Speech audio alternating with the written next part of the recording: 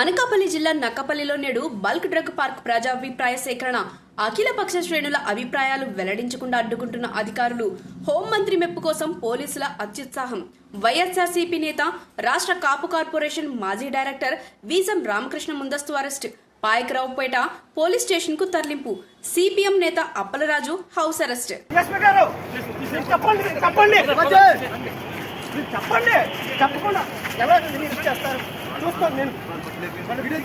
ఈ రోజు Nakkapalli MRO office దగ్గర ప్రజాభిప్రాయం జరుగుతుంది బల్క్ కంపెనీ గురించి. కానీ గతంలో ఎప్పుడూ లేని విధంగా నక్కపల్లి మండలంలో 5-6 ప్రజాభిప్రాయ సేకరణ జరిగాయి. కానీ ఎప్పుడు ఇంత దారుణమైన పరిస్థితులు లేవు.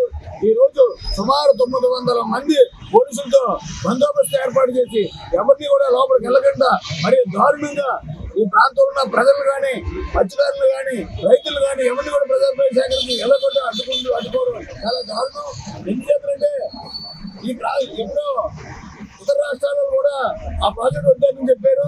అలాంటిది తుని నియోజకవర్గంలో ఆ ప్రాజెక్టు పెడుతుంటే వీళ్ళు కూడా ఎవరు యనమల రామకృష్ణ తెలుగుదేశం పార్టీ వాళ్ళు కూడా వ్యతిరేకం చేయడం జరిగింది. అలాంటిది ఆ ప్రాజెక్ట్ ఈ ప్రాంతంలో బట్టి ఈ ప్రాంత ప్రజల్ని చంపేయడం కోసం ఇక్కడ తెలుగుదేశం నాయకులు ప్రయత్నం చేయడం చాలా దారుణం. ఈ దారుణాన్ని ప్రజలందరూ ముఖ్యమంత్రితో ఖండించాలని ఈ రోజు ప్రజాభిప్రాయ సేకరణ జరుగుతుంది. పోలీసులు అడ్డుకొని